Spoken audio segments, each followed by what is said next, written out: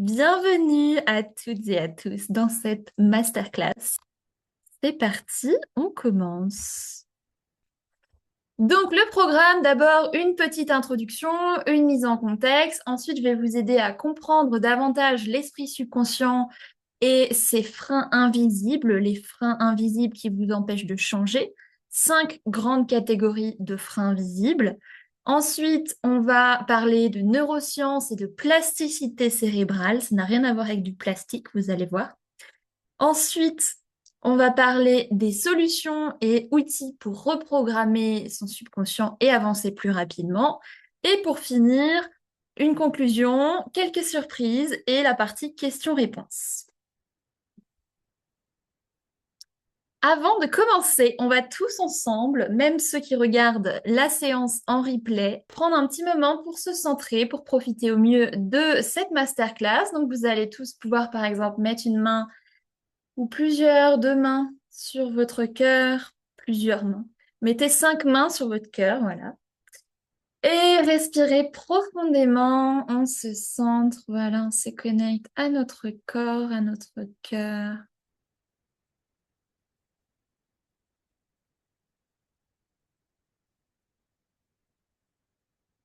Bien. Alors, pour commencer, pour que si pendant la masterclass, je puisse vous donner des infos plus personnalisées, vous pouvez écrire, si vous voulez, ceux qui sont présents là, dans le chat, votre top 2 ou 3 problématiques ou blocages du moment. C'est ce dont vous adoreriez vous libérer. Donc voilà, écrivez ou la problématique principale que vous aimeriez travailler dans votre vie en ce moment. Et donc aussi, de belles surprises t'attendent si tu restes jusqu'à la fin de cette masterclass. N'hésite pas aussi à poser des questions, donc soit pendant, soit à la fin. Et c'est parti. Je vais vous raconter aussi certaines anecdotes assez folles par rapport à ça. Donc, cette masterclass va notamment t'aider à découvrir si ton subconscient te bloque dans ce que tu veux vraiment, bien-être, relations, santé, argent, etc. Comment ton subconscient influence environ 95% de ta vie, de tes comportements, habitudes, choix, ressentis, perceptions, etc. Et pourquoi il peut bloquer les changements. On va aussi, je vais vous aider à identifier les programmes inconscients précis qui sabotent vos efforts, vos changements. On va parler donc des 5 grandes catégories de freins inconscients. Aussi de pourquoi certaines thérapies ne suffisent pas toujours à lever les blocages profonds, ou alors pourquoi ça prend énormément de temps, ça prend des années avec certaines thérapies.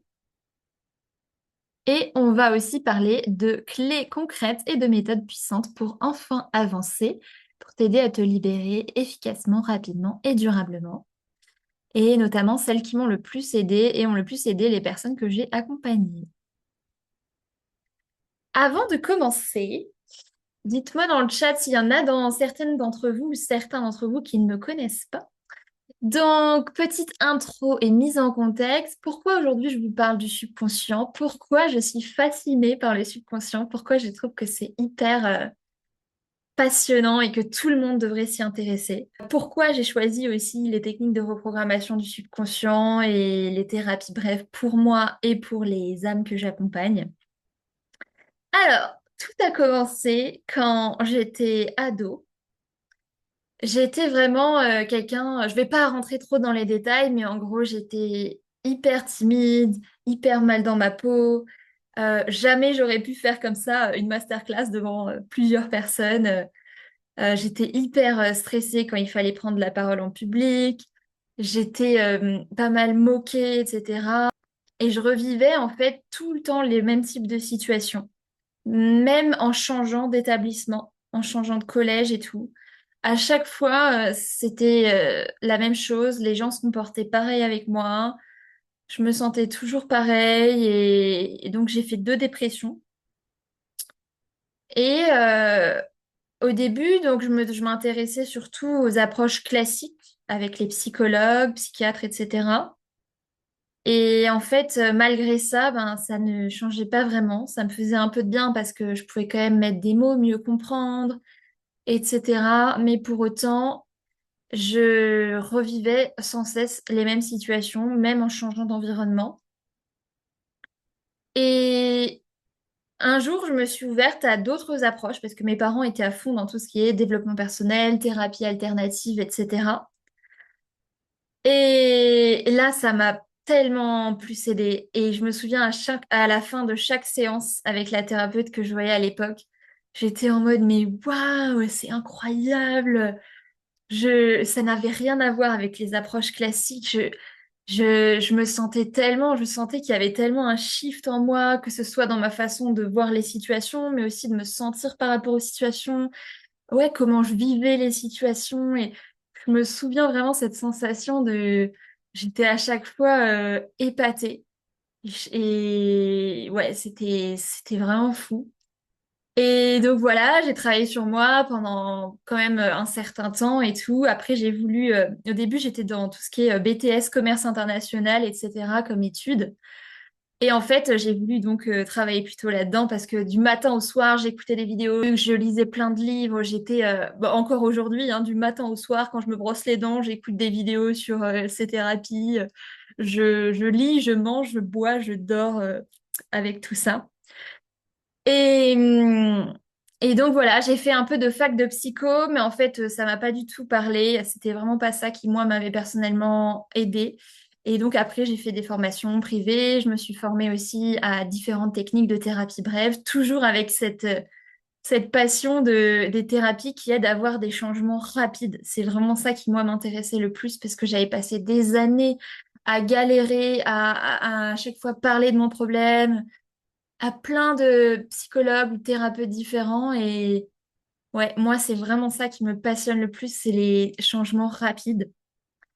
Et, et donc voilà, je me suis formée à plein d'autres approches et j'ai commencé à pratiquer. Et ça fait maintenant plus de 5 ans que je suis psychopraticienne. Et je suis spécialisée donc dans les transformations rapides, esprit, corps, vie. Donc transformation de l'esprit, aussi à certains niveaux au niveau du corps et de la vie en général, transformation au niveau de la vie. Donc voilà, comme ça vous savez un petit peu mieux qui vous avez en face de vous. Alors, je lis un petit peu vos commentaires. Peur de me mettre en avant, douleur au pied, peur de se mettre en avant aussi, manque de confiance en soi dans les projets. Yes. Bah moi aussi, j'avais très peur, justement, j'étais tellement timide. Et aujourd'hui, genre, des fois, je me surprends sur les réseaux sociaux, tout ce que j'arrive à faire et tout. Mais au début, c'était tellement pas comme ça. J'étais tellement timide et renfermée et ça vous montre que c'est possible. Je vais vous partager quelques anecdotes personnelles aussi aujourd'hui. On passe à la suite. Est-ce que tu t'es déjà demandé pourquoi certaines problématiques persistent, même après des années de réflexion, de développement personnel ou de thérapie classique? Oui ou non? Dis-moi dans le chat. Comme si une partie de toi résistait toujours.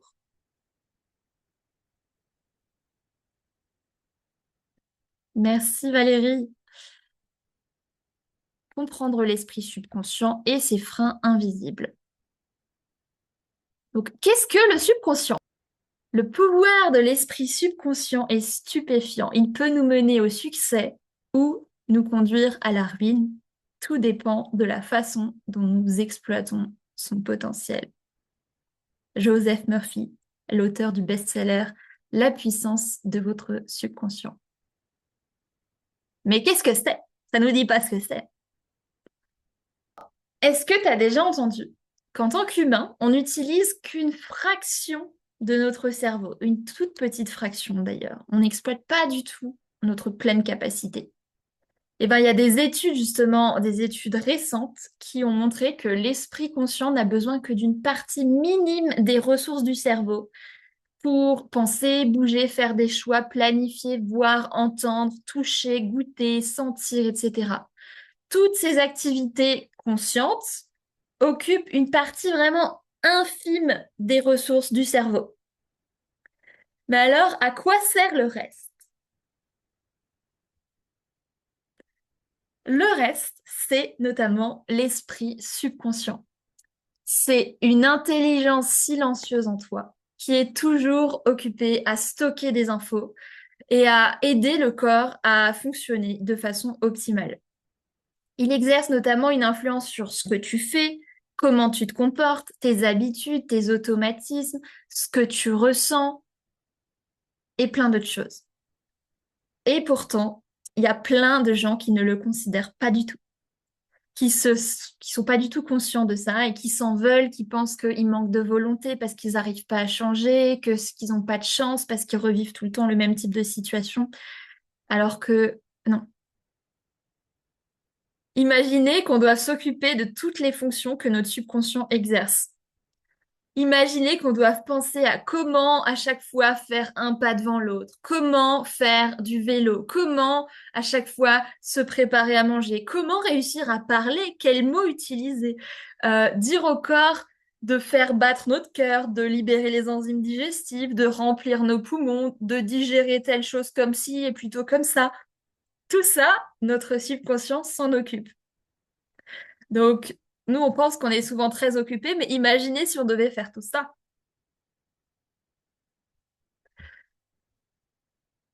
Alors, Valérie qui nous dit le subconscient contrôle les fonctions motrices, cardiaques, etc. Exactement.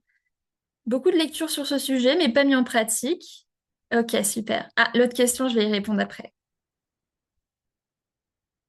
Le subconscient, c'est comme un ordinateur capable de stocker énormément d'informations. Tout ce que tu as déjà vécu, fait dans ta vie, chaque événement, chaque odeur, parole, chanson, sensation, etc., a été enregistré dedans, même si toi, tu t'en souviens pas.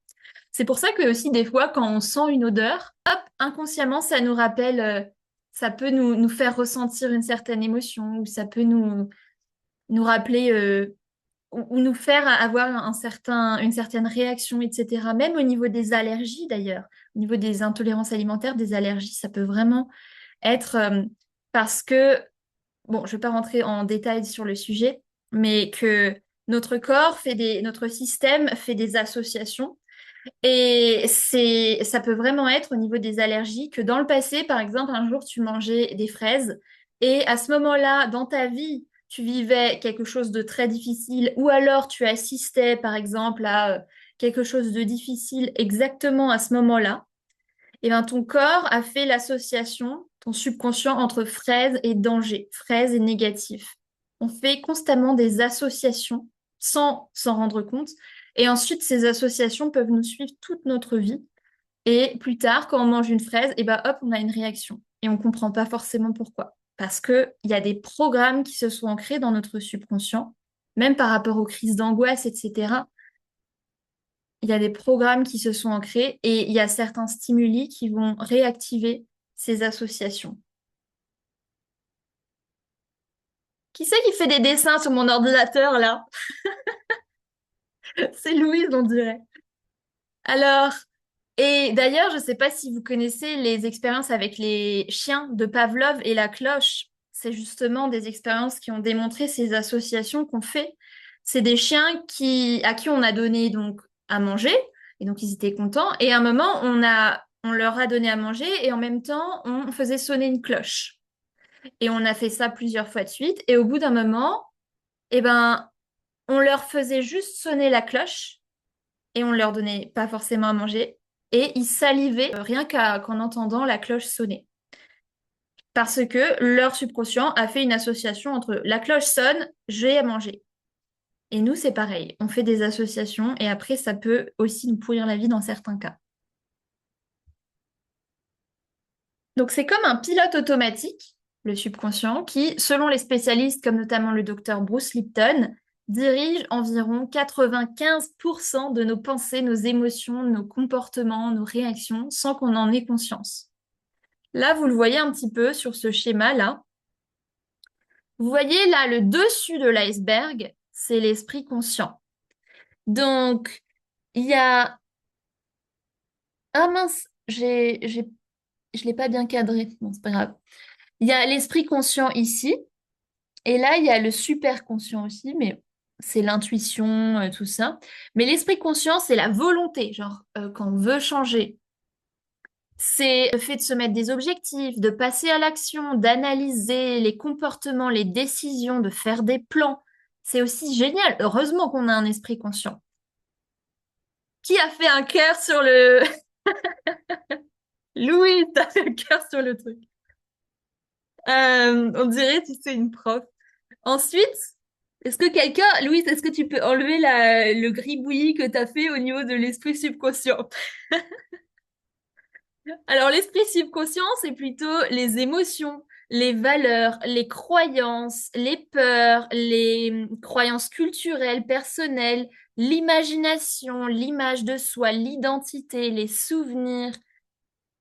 Et lui, souvent, il a tendance à résister au changement. En fait, il parle pas le même langage que nous. C'est pas parce qu'on lui dit arrête de faire ça ou je veux plus faire ça qu'il va vouloir changer, en fait. Lui, si on le dit juste, ah, j'aimerais réussir à réagir plutôt comme ça, à faire ça, ben souvent, il empêche le changement parce que c'est pas comme ça qu'il faut lui parler au subconscient. Il a un langage spécifique, il a une approche spécifique. Et ensuite, il y a aussi l'inconscient. Donc, c'est notamment les traumatismes, etc. Mais souvent, subconscient et inconscient, on utilise un peu le même mot parce que c'est tout ce qui est en dessous de la surface du conscient. Donc, quand on travaille sur le subconscient, on travaille aussi sur l'inconscient. Les origines des programmes inconscients, subconscients. Donc, il y a principalement, bon, il y a toujours le petit trait que l'une d'entre vous a fait sur le truc, mais c'est pas grave. Ah, super, merci. Donc, d'où viennent les programmes inconscients, les programmes subconscients qui dirigent notre vie? Notre vie est dirigée en grande partie par nos programmes, comme si c'était un ordinateur et que il dirigeait le jeu vidéo de notre vie. Mais d'où viennent ces programmes? Ils ne sont pas venus comme ça. Ils viennent notamment de l'enfance, donc notamment principalement de la conception à nos 7 ans. Pendant cette période-là, le subconscient est très programmable, il est très réceptif aux suggestions, à tout ce qu'on va observer, expérimenter, entendre, etc. Parce qu'en fait, notre cerveau, pendant cette période, il est beaucoup en onde θ. Et quand on est en onde θ, on est très programmable. C'est aussi l'état quand on fait des hypnoses, etc. Les programmes subconscients viennent aussi d'expériences marquantes qu'on a vécues plus tard, aussi après nos 7 ans. Ça peut être des divorces, des séparations, des traumatismes, et aussi des choses très insignifiantes selon nous, mais qui des fois nous marquent vraiment. Des remarques, des critiques.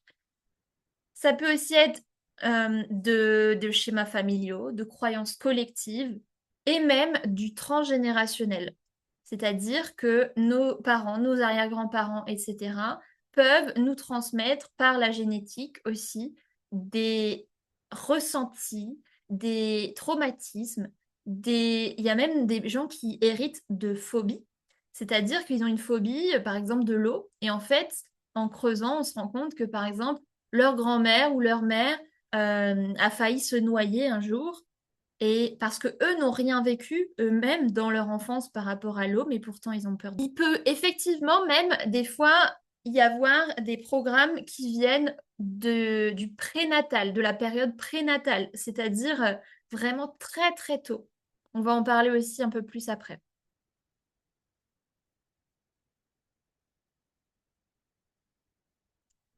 Pourquoi les thérapies classiques peuvent parfois être insuffisantes par rapport au changement, par rapport aux transformations? C'est parce que la plupart des thérapies sont basées sur le dialogue, c'est-à-dire qu'on va essayer de comprendre pourquoi on a ces problèmes, d'où ça vient dans l'enfance, sur la conscientisation, la verbalisation. Et donc ça, c'est beaucoup l'esprit conscient, alors que les croyances, les émotions, les traumatismes et tout ça, ça réside plutôt dans le subconscient. Et il ne s'agit pas uniquement de vouloir changer, d'avoir la volonté de changer. Il y a aussi des fois des techniques qui aident quand même à reprogrammer le subconscient avec les thérapies classiques, mais elles sont beaucoup plus lentes. C'est des exercices qui fonctionne grâce à la répétition notamment, c'est-à-dire qu'il y a différentes façons de reprogrammer son subconscient et l'une d'entre elles, c'est la répétition de certaines pensées, de certains comportements. Et ça aide à reprogrammer le subconscient. Par exemple, c'est comme ça qu'on a appris à faire du vélo. C'est parce qu'on a fait une fois, on a réessayé, et au bout d'un moment, on y arrivait, mais c'était un petit peu fragile, et puis on refaisait, et après, en fait, ça s'est ancré dans notre subconscient, c'était naturel pour nous. Comme quand on a appris à conduire. On répète, on répète, on répète, et au bout d'un moment, c'est beaucoup plus automatique. Donc, c'est une des façons de reprogrammer le subconscient. Par exemple, en thérapie, on va souvent faire des thérapies, par exemple, d'exposition. On va aider la personne à s'exposer à ce qui lui fait peur, par exemple, à sa phobie, à, à travers différents exercices. Mais ça peut être très long, on va en parler après. Bah voilà, par rapport à une phobie, euh, en thérapie classique, il y a besoin d'environ 10 à 20 séances pour se libérer d'une phobie, avec les thérapies, avec les psychologues, même si dans certains cas, les thérapies avec les psychologues peuvent vraiment être très utiles, et notamment aussi pour avoir des diagnostics, ou si on a envie de parler beaucoup, ou de comprendre certaines choses, je ne mets pas ça en question. Mais par exemple, là, pour aider à vraiment voir des changements, pour une phobie, c'est environ 10 à 20 séances en moyenne, donc 3 à 6 mois d'accompagnement, alors qu'avec les techniques de thérapie brève, c'est environ 1 à 4 séances en moyenne. Donc, voilà. Et comme dit, voilà, on peut reprogrammer le subconscient par la répétition, donc de nouvelles pensées positives, de nouvelles actions, mais c'est souvent la manière la plus longue de le reprogrammer. Il existe d'autres manières et on va en parler tout à l'heure. Ça va, c'est clair pour l'instant pour vous?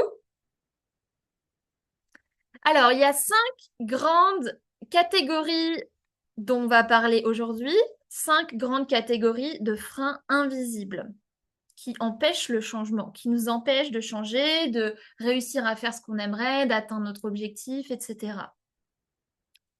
Donc, mais en général, quand on parle de blocage au changement, etc., ça revient au principe central qui est que le subconscient n'est pas aligné avec l'objectif ou le désir conscient. C'est-à-dire que, pour être plus clair, en gros, notre esprit conscient peut vouloir quelque chose, donc réussir dans un domaine, vivre une belle relation amoureuse, atteindre un bien-être, être serein, avoir un corps mince. Mais vous pouvez avoir toute la bonne volonté du monde, par exemple faire du sport plusieurs fois par semaine, manger parfaitement, etc., si vous voulez mincir. Si votre subconscient perçoit votre objectif comme risqué, inconfortable, incompatible avec des croyances ou expériences passées, il mettra en place des mécanismes d'auto-sabotage pour freiner votre progression ou vous empêcher d'atteindre votre objectif. Ou alors vous allez y arriver, mais après très longtemps, beaucoup d'efforts, ou alors y arriver, mais après vous auto-saboter. En fait, c'est comme si s'il y avait une barque, c'est une belle métaphore, je trouve, et il y a des passagers de la barque, ils pagaient pour aller à la destination. Il y a, en fait, imaginez que 5% des passagers de la barque pagaient pour aller à la destination où vous voulez aller. Ça, c'est l'esprit conscient. Ils sont en mode, ouais, on va y aller et tout. Mais qu'il y ait, par exemple, 95% environ de ces passagers de la barque qui pagaient dans l'autre sens, qui résistent au changement, qui plantent leur pagaie pour aller le moins vite possible. Ça, c'est votre subconscient. Il représente environ ces 95% des passagers de la barque. Donc, ça crée des autosabotages, des tensions internes, de la stagnation, même malgré les efforts. Et ces freins invisibles prennent plusieurs formes que voici. Numéro 1, il n'y a pas d'ordre, hein, mais quand même, on va dire numéro 1 parce que c'est le premier que je vais aborder. La première catégorie de freins invisibles dont je vais vous parler là, c'est les croyances limitantes inconscientes. Les croyances limitantes, est-ce que vous connaissez? Je pense que la plupart d'entre vous ont déjà travaillé sur les croyances limitantes.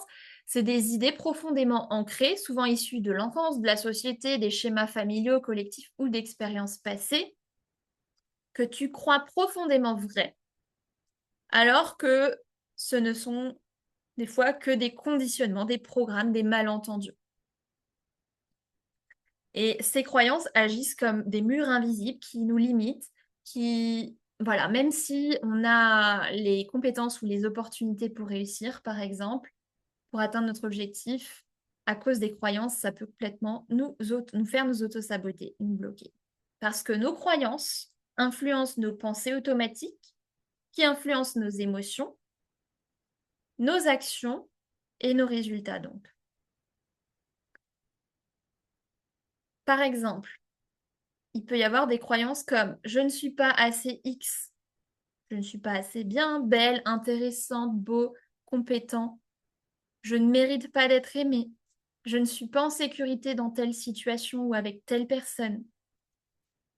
Il faut que je sois parfaite ou parfait pour ta. On va m'abandonner, on va me rejeter, me trahir. Faut que on- faut travailler dur pour réussir. Ou je suis pas capable de ci. Les bonnes choses n'arrivent qu'aux autres.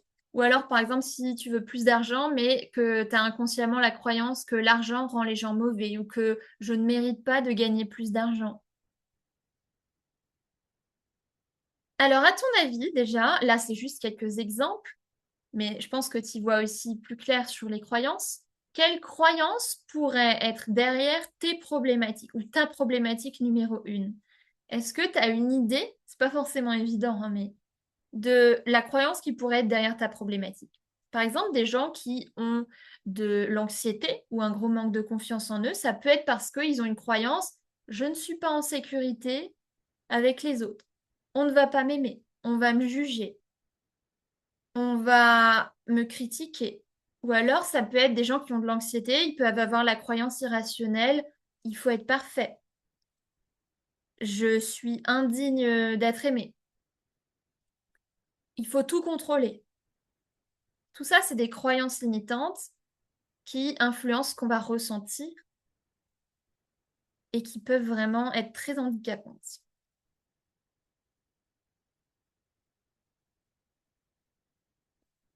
C'est incroyable le potentiel de cette masterclass, ça résonne vraiment en moi, c'est génial ce que tu fais. Merci Louise. Alors, la suite. Donc, le subconscient est conçu pour te protéger et pour maintenir un équilibre basé sur ce qu'il connaît déjà. Et si une situation est perçue, si une nouvelle situation est perçue comme risquée, inconfortable ou incompatible avec les croyances ou les programmes qu'on a ancrés, souvent depuis l'enfance ou les expériences passées, il peut saboter nos efforts pour éviter ce changement. Il y a une citation qui disait, bon, je me souviens plus exactement, mais c'est notre système nerveux préférera toujours un enfer familier plutôt qu'un paradis inconnu. Qu'en fait, quand on est habitué à quelque chose, eh ben, voilà, notre système préfère souvent rester dans sa zone de connu, dans ses habitudes. D'ailleurs, j'ai beaucoup aussi travaillé pour moi sur les plafonds de verre au niveau du bonheur. On peut avoir des programmes inconscients, des croyances par rapport au bonheur. C'est-à-dire que si toute notre vie, on était habitué à un certain niveau de bonheur, et qu'un jour, on en a beaucoup plus du bonheur, du bien-être, de l'épanouissement, eh ben, on peut se sentir inconsciemment stressé, en insécurité, alors que c'est génial, mais parce qu'on n'est pas habitué à ce niveau de bonheur ou à ce niveau de belles relations amoureuses ou à recevoir ce niveau d'amour ou cette réussite professionnelle. Et des fois, voilà, quand on n'est pas habitué à quelque chose, on peut se sentir en insécurité et donc auto-saboter cette chose positive. Et aussi, on a tendance à attirer, à vivre ce qu'on croit possible pour nous. Si on a la croyance que quelque chose est possible pour nous, ce qu'on croit mériter, si on a la croyance qu'on mérite telle chose, ce qu'on se sent en sécurité à avoir. C'est-à-dire que si je veux quelque chose, mais que, par exemple, j'ai l'impression que c'est pas possible pour moi, j'ai la croyance que c'est pas possible pour moi, ou que je le mérite pas, ou que je serai pas en sécurité à avoir cette chose-là, eh ben, ça peut vraiment faire que j'ai énormément de mal à avoir cette chose-là, ou que je n'y arrive pas, ou que je l'ai et qu'après je la perde. C'est aussi selon le principe de la loi d'attraction. Parce que donc, ce qu'on croit influence ce qu'on ressent, nos actions, etc. Mais aussi selon le principe de la loi de l'attraction où tout est énergie, ce qu'on croit profondément, nos croyances influencent aussi notre vibration. Et notre vibration a aussi une influence sur ce qu'on va attirer comme opportunité ou pas. Oui, j'ai déjà connu la peur du succès. Effectivement, il y en a qui ont peur de l'échec, mais d'autres qui ont peur du succès.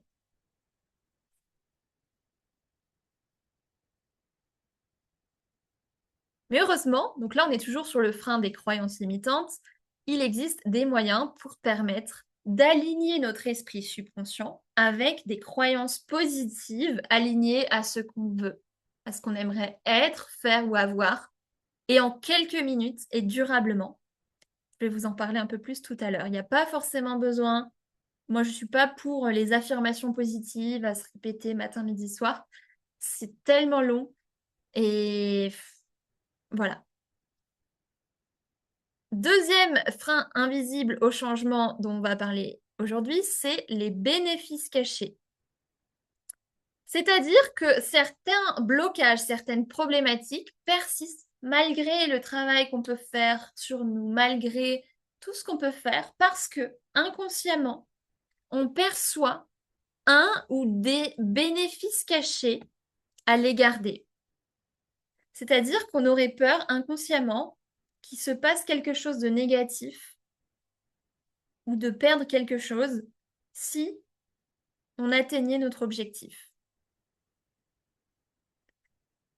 Je vais vous donner des exemples après.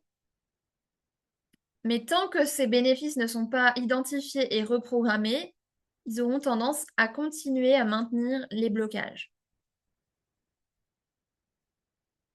Par exemple, il y a des personnes qui font tout pour mincir, qui mangent super healthy, super sainement, qui font vraiment beaucoup de sport et tout, mais qui n'arrivent pas à mincir. Ça peut vraiment être parce que leur subconscient n'est pas aligné avec ça, parce que, par exemple, ils ont un bénéfice caché en étant en surpoids, c'est par exemple la protection, la force, la sécurité.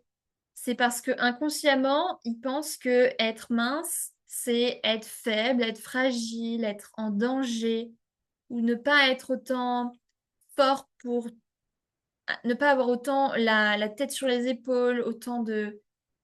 Voilà, ça peut être des choses comme ça. Ou alors parce que dans le passé, ils ont vécu par exemple une agression, un viol, etc. Et donc, suite à ça, ils ont intégré aussi que être mince, c'est être plus en danger, être davantage en danger. Et donc, leur inconscient, leur subconscient ne veut pas qu'ils soient minces, va tout faire pour auto-saboter ça.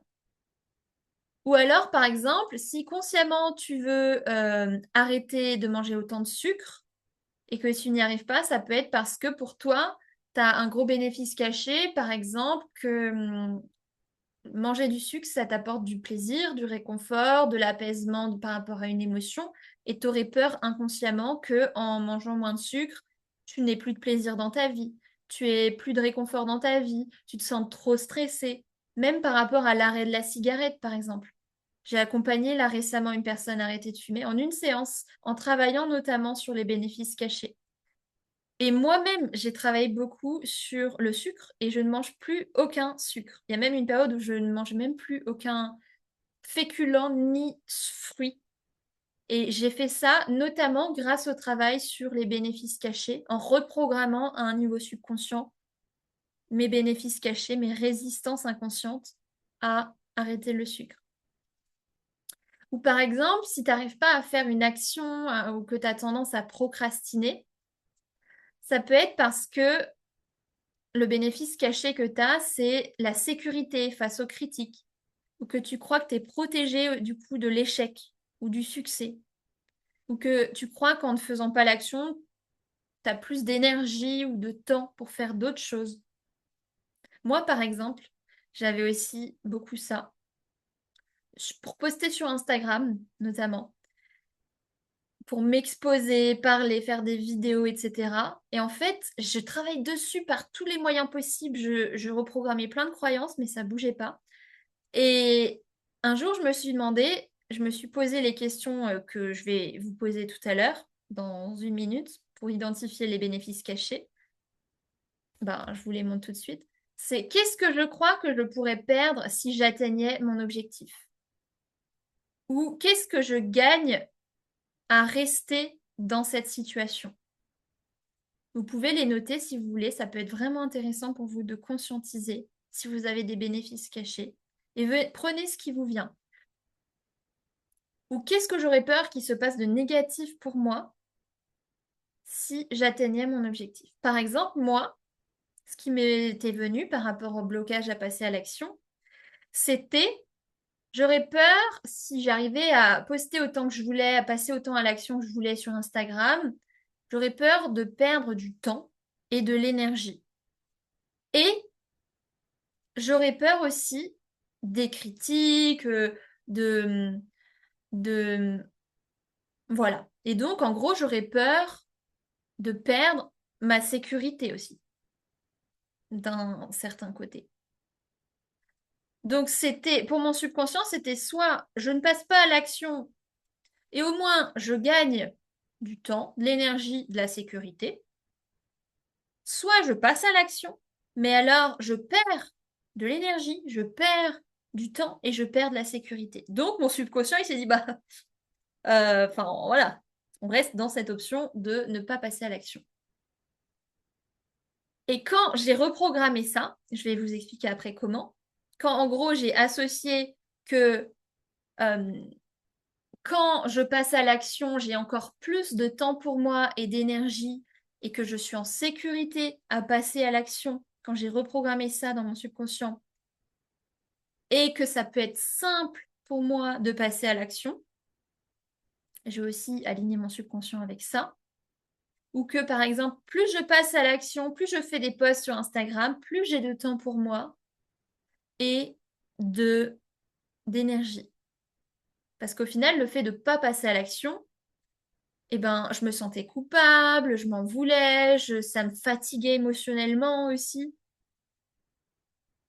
Et maintenant, j'arrive beaucoup plus facilement à passer à l'action. C'est fou de se dire que on arrive à faire un truc hyper facilement maintenant, alors qu'avant, c'était hyper difficile. Voilà pour un exemple. J'y reviendrai un peu après, mais ça peut aussi être, si on est perfectionniste, le bénéfice caché, c'est que bah, au moins j'ai du contrôle, au moins je suis protégée des critiques, enfin je crois. Au moins j'ai plus de reconnaissance si mon travail est parfait, etc. Vous voyez? Donc des fois, même si on veut changer, si on a l'impression, si on a un gros bénéfice caché à rester avec notre comportement actuel qui ne nous plaît pas, ben, ça peut être très compliqué. Donc, est-ce que vous, il y a quelque chose par rapport à votre problématique, quand vous prenez quelques instants pour y réfléchir, quelque chose qui vous vient particulièrement quand vous pensez à votre problématique comme bénéfice caché? Parce que des fois, on veut tellement réussir à vivre une certaine réalité, à faire un truc, et on s'en veut, on se sent déprimé de ne pas réussir à faire cette chose, mais on ne conscientise pas qu'en fait, eh ben, tout ça, c'est parce qu'en fait, on retire un bénéfice inconsciemment à rester dans notre situation. Et rien que de prendre conscience de ça et qu'en fait, bah oui, en fait, le fait que je reste dans cette situation, ça m'aide à ça, ça me permet ça. Même par exemple, pour les gens qui n'arrivent pas à se mettre en couple, Eh ben, ça peut être, je veux vraiment être en couple et tout, mais le bénéfice que j'ai à rester célibataire, c'est par exemple que au moins je suis sûre que je vais pas souffrir. Au moins, je j'ai du temps pour travailler.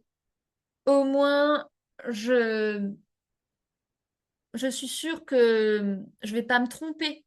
Je vais pas choisir la mauvaise personne. Alors, ça peut être ça, mais par exemple, si tu as du mal à réviser, ça peut aussi être parce que tu as la croyance limitante que réviser, c'est compliqué, réviser, c'est relou. Ou alors, ça peut être parce que tu as la croyance que réviser, ça peut pas être agréable, ça peut pas être simple. Et oui, tu as un bénéfice caché, par exemple, à ne pas réviser, c'est aussi que tu as plus de temps pour faire des choses qui te plaisent plus, par exemple, dans ta vie. Tu as l'impression peut-être que tu profites plus de ta vie si tu ne révises pas autant que tu voudrais. Ça pourrait aussi être des choses comme ça, tu vois. Alors oui, il y a aussi tout ce qui est spiritualité, on va en parler un petit peu plus après. Voilà, aussi, peur de me mettre en avant, bénéfice caché, comme ça on ne me regarde pas. Et au moins je suis pas mal à l'aise. Effectivement. Au moins, je suis dans ma petite zone de confort et ça va. C'est ça. Donc ensuite, il s'agit, une fois qu'on a conscientisé notre bénéfice caché, il s'agit d'associer en profondeur ce qu'on veut, notre objectif. Par exemple, moi, passer à l'action sur Instagram avec notre bénéfice caché. C'est-à-dire, comme j'ai dit tout à l'heure, par exemple, plus je passe à l'action, plus j'ai de temps et d'énergie pour moi. Ou je passe à l'action et j'ai encore plus de temps et d'énergie pour moi. Ou alors je suis en sécurité à passer à l'action. Ou alors les personnes qui sont en surpoids parce qu'elles ont associé inconsciemment que être mince, c'est perdre la sécurité. Ça peut être ancrer en profondeur un programme dans le subconscient comme je suis en sécurité à être mince. Il s'agit d'associer les deux. Parce que là, ils sont dissociés, le bénéfice avec l'objectif. Vous voyez? Après, là, je vous donne les infos, mais il y a besoin peut-être que vous preniez plus le temps d'y réfléchir, etc. Et même des fois, seul, on peut avoir du mal à vraiment conscientiser ce qui se cache derrière notre problématique, mais je vais vous parler à la fin de quelque chose qui va vous aider. Parce qu'on a tendance à voir notre problématique avec des œillères. On ne voit pas forcément notre problématique dans sa globalité. On voit avec nos croyances, avec nos filtres, et comme si on la voyait avec des lunettes, en fait, avec un filtre.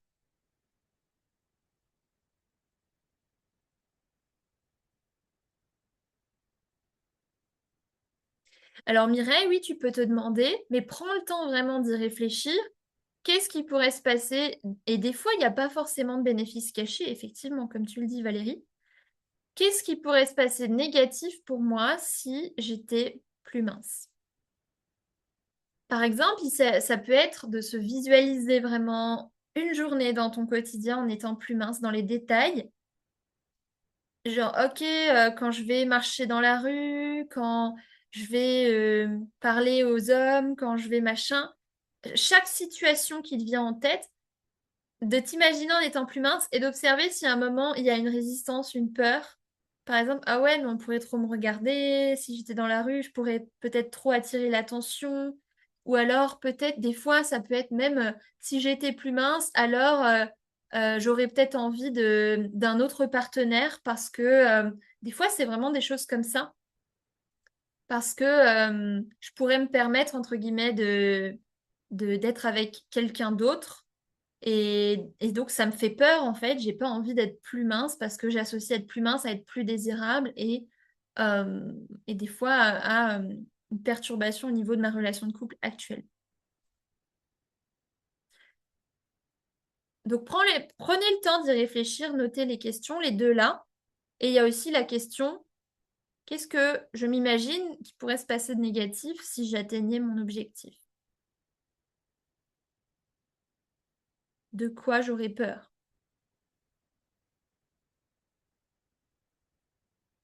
Et des fois, il n'y en a pas. Des fois, c'est autre chose qui fait que ça bloque. qui est bien grâce au test musculaire, c'est un test qu'on fait en séance, c'est qu'on peut voir s'il y a un bénéfice caché ou plusieurs par rapport à notre problématique. Et ensuite, on peut voir aussi quel type de bénéfice caché c'est, etc. En fait, le test musculaire, c'est un moyen d'avoir accès à des informations dans l'esprit subconscient et dans l'esprit superconscient. Le superconscient, en fait, c'est l'esprit beaucoup plus grand que nous. C'est vraiment notre intuition, notre champ d'énergie, notre... ouais, et là-dedans, le subconscient et le superconscient, c'est vraiment comme des ordinateurs. Il y a tellement d'informations qui sont stockées là-dedans. Et grâce au test musculaire, on peut avoir accès à des informations précieuses à ces niveaux-là. On va continuer. Autre catégorie de frein invisible qui peut bloquer le changement, les émotions bloquées. Alors ça, j'ai découvert ça récemment, mais je trouve ça fascinant, hyper intéressant. C'est-à-dire que on peut avoir des émotions qu'on n'a pas exprimées, processées ou traitées. Elles peuvent être très très anciennes, elles peuvent dater de quand on était bébé, enfant ou peu importe, qui sont restées emprisonnées dans notre subconscient, qui sont restées emprisonnées en nous et qui peuvent vraiment influencer notre quotidien. Et par exemple, ces émotions, ça peut être l'émotion bloquée de rejet, l'émotion bloquée d'abandon, d'être vulnérable, d'insécurité, d'être indigne d'être aimé, de culpabilité, de honte, de peur, d'horreur, de dépression, d'anxiété, de nervosité, d'impuissance.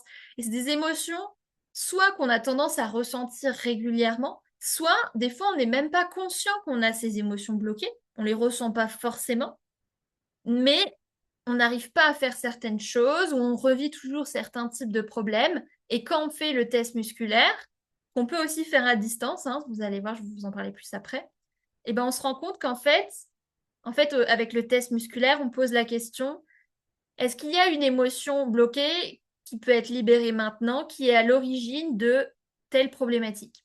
Par exemple, de ce blocage à faire ci, de ce manque de confiance, de cette difficulté à exprimer ce que je ressens, de cette difficulté à m'engager dans une relation.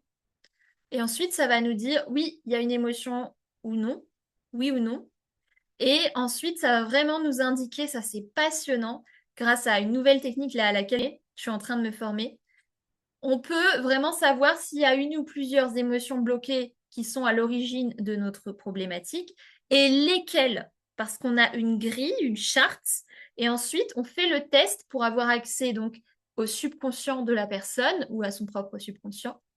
Et on peut voir, ok, c'est l'émotion bloquée de, par exemple, nervosité qui est à l'origine de ça.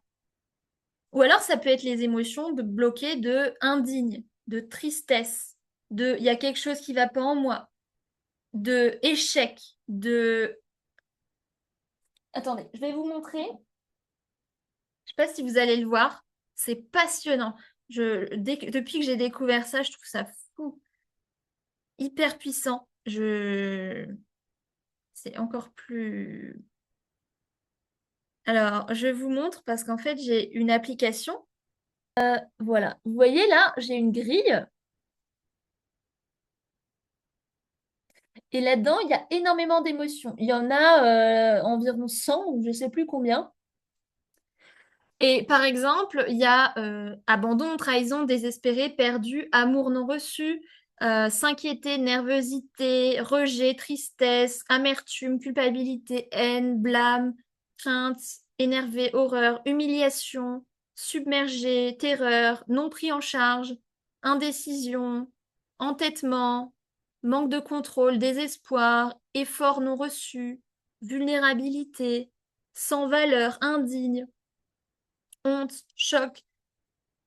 Et en fait, grâce au test musculaire, on peut voir, OK, quelle est l'émotion bloquée qui peut être libérée maintenant, qui est en lien avec tel blocage qu'on a dans notre vie. Et ensuite, je vais vous en parler plus à la fin, on peut le libérer, on peut libérer cette émotion bloquée très très rapidement, énergétiquement, et c'est vraiment hyper puissant. Alors la suite,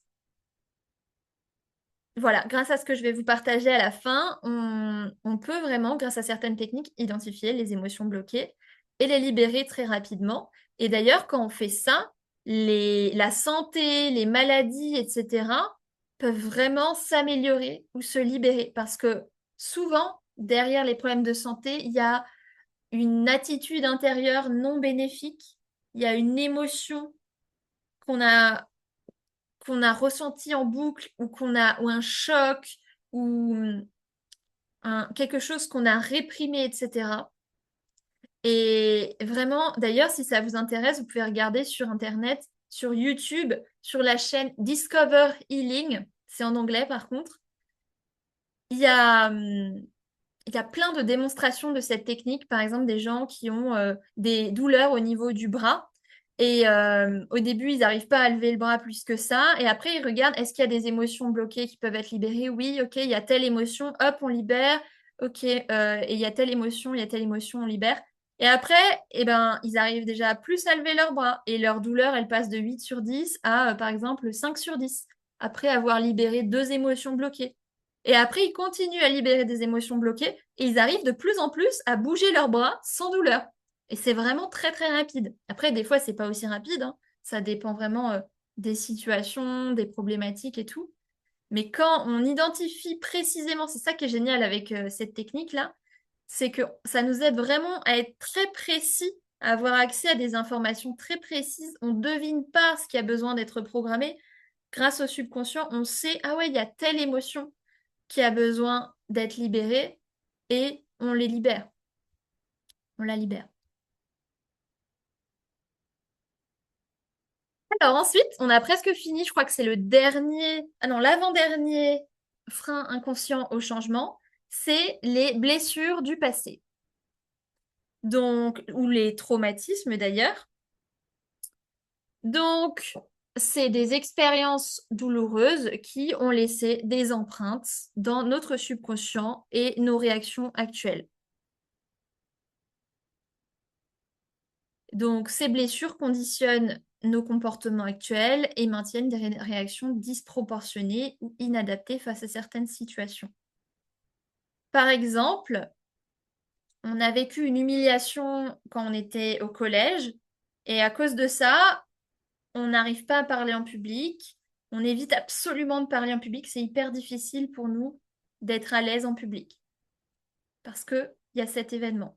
Ou parce qu'on a vécu un rupture, un divorce, un abandon d'un de nos parents, on peut avoir une grosse peur de l'abandon dans nos relations ou un blocage au niveau des sentiments dans une relation, un blocage à s'engager, etc. Ou alors, si on a eu vraiment donc une douleur passée, et ben, comme une rupture ou un rejet, même si on veut être en couple, vivre une belle relation amoureuse, être aimé, etc., et ben, ça va être compliqué, ça peut être compliqué parce que notre subconscient peut avoir associé relation avec douleur. Et des fois, les blessures du passé, ça peut même être quand, à la naissance, on a été séparé de notre mère pendant trop longtemps. Ça peut même être des choses comme ça. Et ça, par exemple, ça peut aussi, tout est un peu lié en fait. Ça peut aussi créer des émotions bloquées. Par exemple, suite à ça, on peut avoir une émotion bloquée de indigne d'être aimé ou de sans valeur. Suite à un événement qu'on a vécu quand on était enfant. Et ensuite, ça peut vraiment nous impacter. Et on ne comprend pas forcément pourquoi on réagit comme ça. Et c'est à cause de des choses comme ça. Alors, pour finir, il y a d'autres types de freins inconscients, d'autres types de déséquilibres. Ça peut aussi être au niveau du style de vie, de l'alimentation. Si on n'arrive pas à changer, si on n'arrive pas à, par exemple, se libérer de son anxiété, ça peut être à cause d'un déséquilibre au niveau du style de vie, de l'alimentation, des organes, d'un organe, du sommeil. Ça peut être à cause d'une carence alimentaire, d'une allergie, d'un problème au niveau du microbiote, de toxines, de pathogènes, de désalignement au niveau des os, de systèmes le système digestif, endocrinien, lymphatique, à cause d'un manque de sport, de mouvement, d'un environnement toxique, d'une mauvaise habitude. Ça peut aussi venir de là. Ça peut aussi être des freins inconscients au changement par rapport à notre problématique. Et donc, ça peut réduire notre capacité à ressentir de la sérénité, du bien-être, à avoir la pleine santé qu'on aimerait avoir, à être mince comme on aimerait. Ça peut nous empêcher d'agir ou de persévérer comme on aimerait. C'est aussi des éléments qui peuvent être à prendre en compte. Des fois, c'est tout simplement parce que on a une carence et en fait, ça peut être à cause de ça, des fois. Ou parce que on mange trop comme ci, ou on a un truc toxique négatif dans notre environnement. Et ça, ce qui est génial, c'est que grâce à la technique là à laquelle je suis en train de me former, eh ben, on peut, grâce au test musculaire, identifier précisément ce qui est à l'origine de notre problématique, que ce soit euh, l'anxiété, le manque de confiance, un blocage relationnel, un blocage à mincir, un blocage au niveau de une douleur physique, une migraine chronique par exemple, etc. On peut, grâce au test musculaire, voir s'il y a un déséquilibre qui est prêt à être décodé maintenant, qui est à l'origine de ça. Et par exemple, en fait, il y a différentes catégories dans cette technique. Il y a donc nutrition et lifestyle, il y a organes, il y a pathogènes, il y a toxines, carences, etc. Et en fait, à chaque fois, il y a d'autres trucs dedans. Et on peut vraiment savoir, OK, qu'est-ce qui se cache en fait derrière ma problématique? Ah, OK, il y a ça. Et hop, on peut l'équilibrer ensuite énergétiquement et le prendre en compte aussi dans son quotidien. Ah, il y a ça aussi, il y a ça aussi, etc. Pour vous donner un petit exemple rapide, moi, j'avais souvent j'ai eu plein de symptômes physiques ces derniers mois. Et en fait, j'ai fait justement cette technique et je me suis rendu compte notamment que, en fait, ça me disait, oui, l'origine de ce symptôme, c'est dans les toxines. Et ensuite, ça m'a dit dans les métaux lourds. En fait, à chaque fois, on va, comme des poupées russes, à chaque fois plus en profondeur. Toxines, métaux lourds. Et après, ça m'a dit un excès de métaux lourds et un excès de nickel. Le nickel, c'est un métaux lourd. Et, et je me suis dit, ok, en fait, ma problématique, ça viendrait notamment d'un excès de métaux lourds. Et après, je me suis dit, ok, après j'ai regardé dans quoi il y avait du nickel, et après j'ai testé. Et là, ça m'a dit dans l'eau du robinet et dans des ustensiles en acier inoxydable qui pourraient être usagés, abîmés. Et là, ça fait tilt dans mon cerveau. En fait, j'ai une gourde en acier inoxydable que j'avais acheté environ 4 mois avant que mes symptômes n'arrivent, mes symptômes qui ont empiré de plus en plus. C'était il y a environ 1 an et demi, tout ça, que j'avais acheté la gourde. Et pendant 1 an, j'ai eu énormément de symptômes. Et en gros, j'ai compris que quelques mois avant de commencer à avoir mes symptômes, j'avais pris cette gourde et en fait, j'avais mis du citron dedans, j'avais mis des fois du charbon, des choses comme ça. Et en fait, eh ben, ça a fait qu'il y ait du nickel qui se soit libéré dans l'eau et moi, je buvais tout le temps cette toxine, ce métaux lourd. Et après, j'ai regardé en quoi le nickel peut influencer, quels sont les symptômes d'un surplus de nickel dans l'organisme. Et ça m'a dit tous mes symptômes. Genre vraiment, tout ce que j'avais, il y avait écrit que ça pouvait être... Enfin, c'était fou. Et du coup, depuis, eh ben, j'ai jeté cette gourde. Et ça va beaucoup mieux. Après, c'était il y a 3 semaines. Mais après, il y a besoin d'un petit temps aussi pour que tous les métaux lourds ils partent de l'organisme aussi. Mais voilà, petit exemple. Super que tu aies pu trouver l'origine, c'est fou ça. Ah non, mais oui, hein. Impressionnant, très clair. Ça prouve aussi que ce qui est mis en vente sur le marché n'est pas top. Ah oui, il y a tellement de trucs dans lesquels il y a aussi des perturbateurs endocriniens, par exemple dans les parfums, dans certains produits il y a vraiment plein de trucs très toxiques, effectivement. Alors, prêt pour la suite? La suite, on va parler maintenant de neurosciences et de plasticité cérébrale. Donc, le cerveau a la capacité de créer des nouvelles connexions neuronales et à reprogrammer ses circuits. Ça s'appelle la plasticité cérébrale. Et pour comprendre ça, il y a aussi une belle métaphore, c'est imaginer une forêt. Au début, il n'y a même pas de chemin. Au début, quand vous voulez passer d'un point B à un point B dans la forêt, vous devez voilà, vous frayer et tout, c'est compliqué, etc. Et puis, enfin, après, vous allez, à chaque fois que vous allez repasser par ce chemin, ça va être de plus en plus tracé, etc., jusqu'à être vraiment un chemin hyper tracé, hyper facile dans lequel circuler hyper facilement.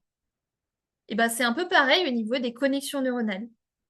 Quand on peut créer des nouvelles connexions neuronales, et donc notamment par la répétition, mais aussi par d'autres moyens, ça aide à ce que des nouvelles connexions neuronales se créent dans le cerveau, des nouvelles associations aussi, comme on a vu avec l'expérience du chien, etc.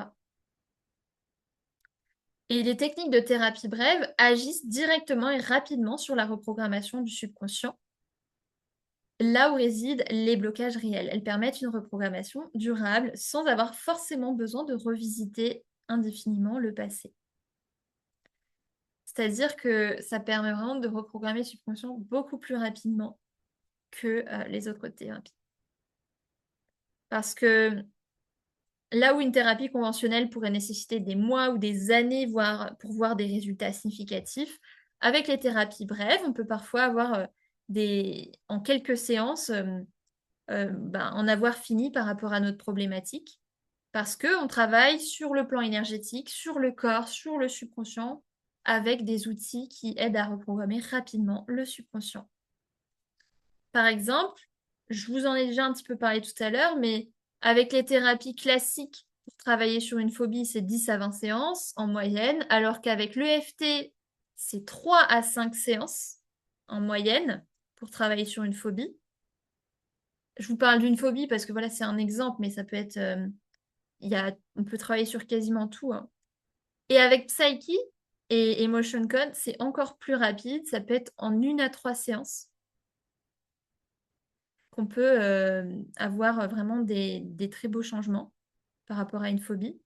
Et Emotion Code, pareil, 1 à 3 séances. Donc, Psyche, en fait, c'est pour, bon, je vais vous en parler un peu plus après, aligner le subconscient avec une croyance. Ça prend environ 10-15 minutes avec la conscientisation, les tests kinésiologiques et tout. Et il y a souvent besoin quand même d'en reprogrammer plusieurs pour voir vraiment de gros changements. Mais une séance, ça dure 1 heure et demie, donc on a le temps. Et voilà, et en Emotion Code, les équilibres émotionnels ou énergétiques peuvent être libérés aussi très rapidement, même moins qu'une à 3 séances, je dirais plutôt 1 ou 2. Alors maintenant, on va passer aux solutions et aux outils pour reprogrammer et avancer. Prêt? Donc là, on va d'abord partager les outils qu'on peut utiliser en autonomie. Donc, effectivement, souvent, c'est plus long quand on le fait en autonomie et ça a ses limites aussi parce que on n'arrive pas forcément à conscientiser les choses autant. On a comme des œillères sur notre problématique, ça peut être compliqué, long, etc. Mais ce qui peut être intéressant notamment, c'est, par exemple, la visualisation quotidienne ou 2 fois par jour. Ça peut vous aider à reprogrammer votre subconscient. Visualisez votre identité 2.0. C'est-à-dire que, en fait, j'en ai pas parlé tout à l'heure, mais notre identité, de travailler au niveau de qui je crois être, au niveau identitaire, quel type de personne je pense être.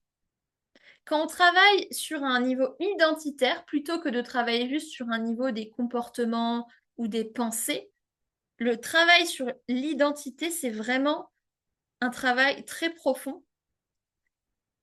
Donc, de visualiser notre identité 2.0, l'identité, en fait, c'est de visualiser nous. Il ne s'agit pas d'être quelqu'un d'autre, c'est juste de nous visualiser sans nos couches de croyances, sans nos conditionnements, en fait. Nous visualiser pour qui on est vraiment. Donc ça, et aussi visualiser notre vision magnétique. Je l'appelle comme ça parce que c'était ma coach qui l'appelait comme ça aussi. Ça peut être très intéressant pour aider aussi à se libérer de nos blocages, etc. De vraiment se visualiser notre vision finale rêvée, notre vision, quel type de personne on aimerait être, mais quelle réalité on aimerait vivre aussi. Et de visualiser ces deux régulièrement, en fermant les yeux, même si c'est juste 5-10 minutes, ou dans l'idéal un peu plus. Dans l'idéal, vraiment en étant dans un état de conscience modifié, en état de relaxation. Parce que quand on est détendu vraiment profondément, on entre en onde θ. Notre cerveau émet des ondes θ. Et quand on est en onde θ, on est beaucoup plus suggestif. Notre subconscient est beaucoup plus programmable. Donc, ça peut être d'ailleurs, il y a 2 moments pendant lesquels le subconscient est très ouvert aux suggestions et très programmable. C'est le matin au réveil, dès les premières minutes après qu'on se soit réveillé, après qu'on ait ouvert les yeux dans notre lit, et le soir au coucher, juste avant de s'endormir. Donc, si à ces moments-là, on peut faire une visualisation de notre identité 2.0, de notre vision, de notre objectif, ça peut être vraiment très intéressant, surtout si on le répète. Ça, c'est surtout avec la répétition. Il y a besoin quand même d'un certain temps. Et c'est ça le hic, c'est que avec ce genre de pratique, c'est quand même assez long. Mais après, je vais vous partager d'autres pratiques. Mais aussi, ça peut être donc de visualiser, ou alors, dans son quotidien, de choisir de penser, de se sentir et d'agir comme notre version 2.0. D'incarner, à chaque fois qu'on y pense, dans son corps, cette version 2.0 de nous. Cette version, par exemple, qui a plus confiance en elle, qui réussit à faire telle chose, qui passe à l'action. Ça peut être bien avant de l'identifier, de la préciser vraiment, mon identité 2.0. Qu'est-ce qu'elle fait, qu'est-ce qu'elle a comme habitude, qu'est-ce qu'elle a comme pensée, comment elle se sent. Donc ça peut être une façon de reprogrammer son subconscient. La visualisation, en répétant, hein, bien sûr, et en cherchant à ressentir, quand on visualise, chercher à ressentir le plus possible les émotions agréables. Parce que quand on visualise, en fait, on crée des nouvelles connexions neuronales. On crée des nouveaux chemins dans la forêt. Plus on visualise quelque chose, plus notre subconscient aura l'impression qu'on est ce qu'on visualise. En fait, ça nous aide vraiment à devenir ce qu'on visualise. Plus ce sera naturel pour nous de nous sentir, de nous comporter comme ce qu'on a visualisé. Aussi, ce qui peut être intéressant notamment, c'est de se faire de l'EFT, si on sait faire. Donc, ça peut s'apprendre très vite. Je l'apprends à certaines personnes que j'accompagne quand elles en ont besoin. Vraiment, ça peut s'apprendre très vite. Et à la fin, d'ailleurs, il y aura une surprise par rapport à ça pour les personnes qui restent jusqu'à la fin. Ça peut vraiment aussi vous aider à déprogrammer vos ressentis désagréables, vos pensées négatives, réussir à lâcher prise beaucoup plus facilement, à apaiser vraiment énormément une émotion, à transformer une croyance, etc. Vous pouvez en faire aussi en autonomie. Ou alors, ça peut aussi être de dialoguer avec les parts de soi. Ça peut aussi être une technique intéressante. On ne va pas trop rentrer dans les détails puisque ce serait trop long là aujourd'hui. Mais de dialoguer aussi avec son enfant intérieur, son adulte intérieur, d'aller écouter quand on a peur, quand on a un blocage, d'aller parler à son enfant intérieur, d'aller d'abord l'écouter pour voir ce qui se passe pour lui, pourquoi il a peur, qu'est-ce qu'il se dit. L'écouter à partir de son adulte intérieur et ensuite de lui dire ce qu'il a besoin d'entendre. Et régulièrement de faire ce travail, toujours c'est une question de répétition. Là, avec ces approches, il y a des approches beaucoup plus rapides où il n'y a pas juste besoin de la répétition. Mais là, vraiment, de répéter ce genre d'exercice pendant plusieurs semaines, ça peut être très intéressant. Est-ce qu'il y en a une qui vous parle davantage?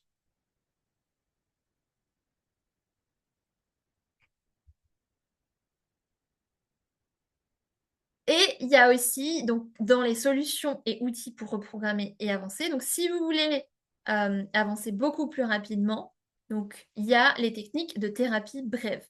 Donc, parce qu'avec la répétition, c'est possible, mais il y a besoin vraiment d'être de choisir à chaque minute, à chaque fois qu'on y pense, de conscientiser, de choisir, d'incarner une autre identité, de faire les visualisations matin, soir pendant plusieurs semaines, etc., voire beaucoup plus, voire des mois. Donc, c'est possible, mais c'est très long. Alors qu'avec les thérapies brèves, ben, c'est beaucoup plus rapide. Donc, les thérapies brèves, là, je vais vous en parler de trois et on a presque fini après. Donc, il y a l'EFT, Emotional Freedom Technique. C'est une méthode de libération émotionnelle qui utilise les tapotements sur des points d'acupuncture tout en se connectant à des situations ou émotions ou pensées négatives pour rééquilibrer le système énergétique corporel et désactiver la réponse d'alerte de l'amygdale cérébrale. Et l'EFT, bon, je vous ai dit tout à l'heure, par exemple, pour une phobie, ça peut être 3 à 5 séances, VS 10-20 en thérapie classique. Il y a une surprise par rapport à ça à la fin de cette masterclass. Et il y a des variantes aussi très intéressantes à l'EFT traditionnel. Ça peut être le Faster EFT et le tapping. Et ça, on peut le faire en groupe. Et d'ailleurs, une des surprises à la fin, ce sera ça. Vous allez voir.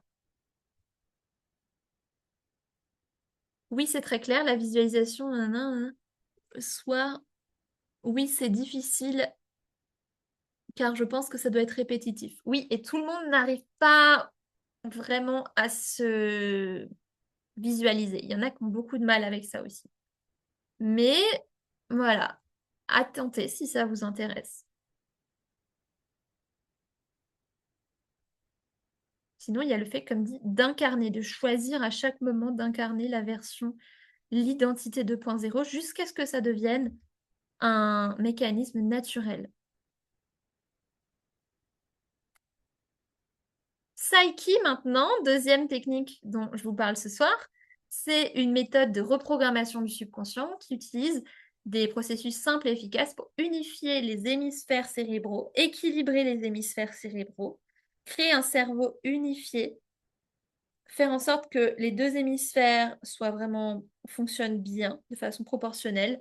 Et donc ça permet de transformer rapidement des croyances limitantes en croyances positives, d'instaurer des changements durables et donc ouais, d'aligner l'esprit subconscient avec une croyance. Et aussi de se sentir complètement neutre par rapport à une situation. Par exemple, une situation passée qui nous prend la tête, qui est hyper... Moi, ça me fait vraiment mal au cœur quand je vois des gens qui subissent pendant des semaines, des mois, des années une situation passée.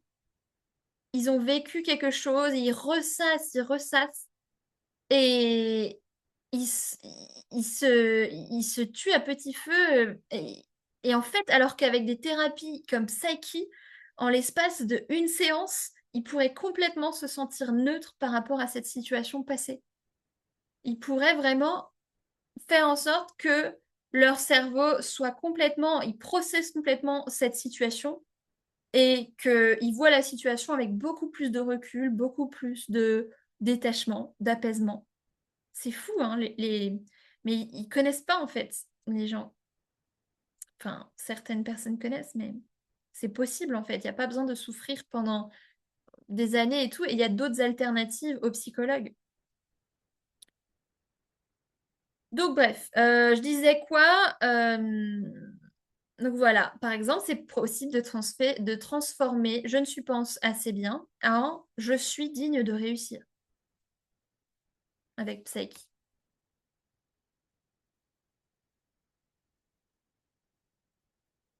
Et oui, Valérie, c'est comme ça que Dr. Joe Dispenza a reconstruit ses os de sa colonne vertébrale. C'est-à-dire qu'en fait, il a eu un accident. Le Dr. Joe Dispenza, il est super intéressant. Et les médecins lui disaient, ah non, vous ne pourrez plus jamais remarcher. Je crois que c'est quelque chose comme ça. Et lui, il connaissait déjà un peu ses approches et il s'est visualisé remarcher pendant énormément de temps. C'était vraiment pas 5 minutes, hein, c'était, je pense, plusieurs heures par jour pendant longtemps, hein, au moins, je pense, plusieurs mois. Et il s'est visualisé marcher, comment il se sentirait quand il marcherait, quelles émotions, quelles sensations. Et en fait, eh ben, il a réussi effectivement à marcher. Et maintenant, il enseigne ces techniques de méditation, de visualisation à plein de monde. Et il y a plein de gens qui ont des résultats exceptionnels grâce à ces méditations, ces visualisations. Parce qu'effectivement, le subconscient, la visualisation impacte aussi les cellules et les organes et le fonctionnement du corps. C'est pas juste au niveau des émotions, ça a aussi un impact sur le corps.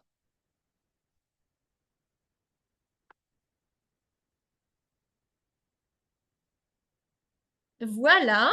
Et bientôt, le petit nouveau, le nouvel outil, c'est Emotion Code. C'est une méthode énergétique qui identifie et libère les blocages émotionnels, physiques ou énergétiques en rééquilibrant le corps, pour favoriser une guérison rapide et naturelle grâce aux tests musculaires, notamment faisables à distance. D'ailleurs, je fais la plupart de mes séances à distance. Et on peut détecter les déséquilibres sous-jacents à une problématique, mentale, émotionnelle ou physique, en quelques minutes. Par exemple, avec le nickel. Et, euh, et voilà, et ça, c'est hyper rapide aussi grâce à ça. Et je suis formée aussi à d'autres techniques, mais pour moi, c'est vraiment celles-ci les plus intéressantes, les plus rapides. Voilà, alors, qu'est-ce que tu aimerais le plus expérimenter comme changement positif dans les prochains mois? Parce que tout ce que tu cherches à l'extérieur commence par une transformation intérieure. Et ça, tu peux le reprogrammer maintenant. Et pour finir, conclusion et surprise, résumé des points clés, invitation, etc. Et questions-réponses si vous avez à la fin. On a presque fini là dans 5 minutes. Le subconscient dirige une énorme partie de notre vie, mais il peut être programmé rapidement grâce à certaines techniques de thérapie brève. Des outils comme l'EFT, Motion Code, Psyche, etc. permettent d'avoir des résultats rapides et durables, souvent en quelques séances. Après, ça dépend des gens, mais il y a des gens qui voient déjà d'énormes changements en une séance par rapport à leurs problématiques. Et il y a des gens pour qui il y a besoin d'un peu plus de séances. Ça dépend. Mais en tout cas, c'est quand même souvent beaucoup plus rapide que les autres types de thérapie. Et tu peux être, faire et avoir beaucoup plus facilement et rapidement ce que tu veux quand ton subconscient est programmé pour. Voilà, ce que vous avez appris ce soir, c'est une porte d'entrée vers une transformation profonde. La clé maintenant, c'est de commencer. Et pour celles et ceux qui sont prêtes, qui ont envie de se libérer rapidement et en profondeur de ce qui les retient, prêtes pour des transformations rapides en étant accompagnées, qui ont envie d'être soutenues là-dedans, j'ai des petites propositions, des petites surprises pour vous.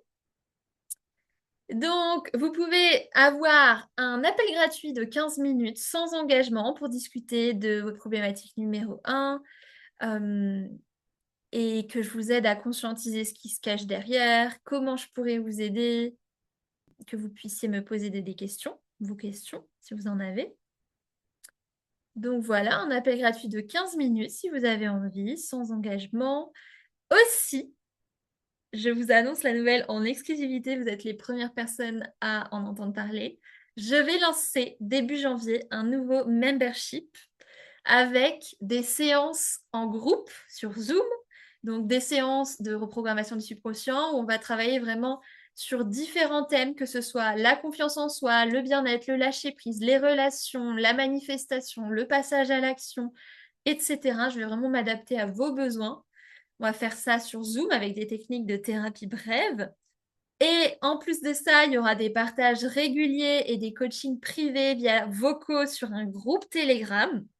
Donc, tous les jours, ou en tout cas régulièrement, vous aurez des partages, des infos, ou alors vous pourriez être soutenu par rapport à votre problématique, avoir vraiment un coaching par rapport à ça, par message vocal. Donc ça, j'ai trop hâte, ce sera aussi hyper accessible, cette offre. Et donc, ça commencera début janvier. Je vous tiendrai au courant par mail. Et aussi, ce qui est aussi possible pour avancer donc beaucoup plus rapidement, c'est soit les séances personnalisées, soit un accompagnement plus profond avec un suivi entre les séances si vous avez besoin. Ça peut être sur 1 mois, 2 mois ou 3 mois.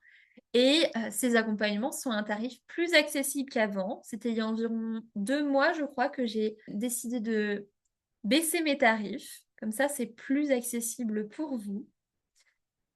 Et voilà, si vous avez des questions, de toute façon, vous pouvez avoir votre appel gratuit. Pour l'avoir, vous pouvez soit aller sur mon site, soit m'envoyer un message sur Instagram, ou alors cliquer sur le lien dans la description si vous regardez le replay.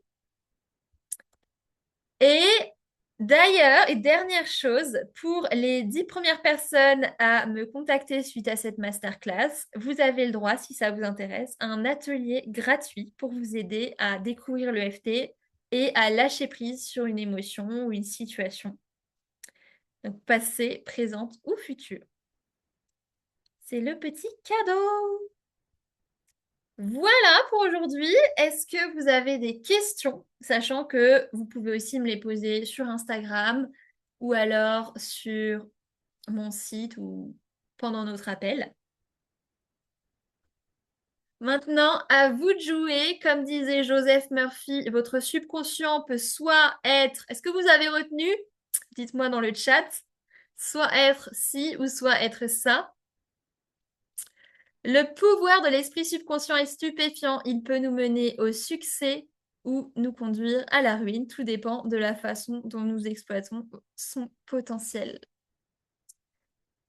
J'espère que c'est plus clair pour vous, tout ce qui est du subconscient, de ce qui peut se cacher derrière votre problématique, de comment c'est possible de s'en libérer, de qu'est-ce que les thérapies brèves, de quoi faire, etc. Et je lis vos commentaires. Merci beaucoup pour toutes ces infos et techniques proposées. Tu es une magicienne. Merci Valérie. En plus, on a déjà pu travailler ensemble par technique. Merci beaucoup Christelle. Ton programme me donne vraiment envie de me lancer. Emotion Code, je ne connais pas encore. Yes.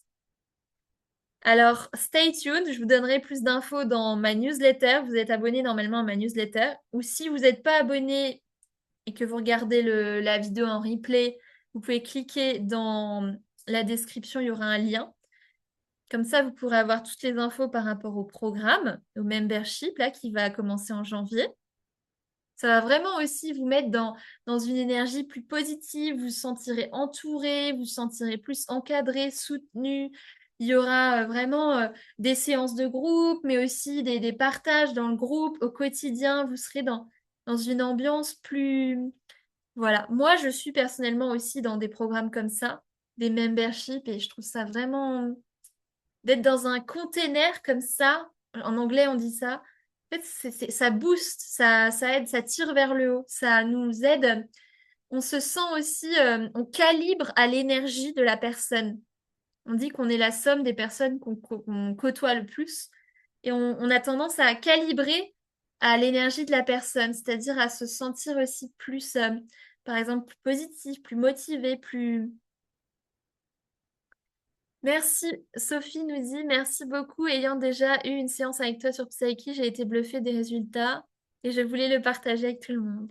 Merci, Sophie, pour ton témoignage. Ouais, effectivement, avec toi, on a pu aussi voir des beaux changements. On a fait une séance par rapport à une problématique et je vais pas la dire devant tout le monde, mais effectivement, c'est vraiment top. C'est un chouette résumé. Même si je connaissais tout, c'est un chouette résumé avec toujours une belle énergie. Oui, ça fait toujours du bien des petits rappels. Vivement Emotion Code. Yes! Code. Très bien. Bon, bah, je vous dis bonne intégration de tout ça. Si vous avez envie d'aller plus loin, vous savez où me trouver. Et voilà, faites-vous un câlin, donnez-vous plein d'amour. Et il y a aussi une dernière chose dont j'ai pas parlé, c'est ayez la foi aussi. C'est qu'il existe quelque chose de plus grand que ce qu'on croit. Il existe vraiment une intelligence supérieure. Et quand on a un problème, quand on a un blocage, ça peut aussi être parce que des fois, on a un message à comprendre à travers ça. On a quelque chose à vraiment intégrer. Ou alors, des fois, ça peut être parce que cette chose n'est pas bonne pour nous à ce moment-là de notre vie. Parce que quelque chose de mieux nous est destiné. Ça peut aussi beaucoup aider. Des fois, si on a une problématique, un blocage, un truc qu'on aimerait mais qui ne fonctionne pas, ça peut aussi être parce que pour l'instant, c'est pas forcément la meilleure chose pour nous ou que d'abord on a besoin de travailler sur quelque chose pour devenir la personne qui peut avoir cette chose-là, qui peut vivre cette situation-là. Merci, bonne soirée. Yeah, je me suis formée à Psyche grâce à toi suite aux séances. Super, bon alors je vous fais des gros bisous, prenez soin de vous et à bientôt.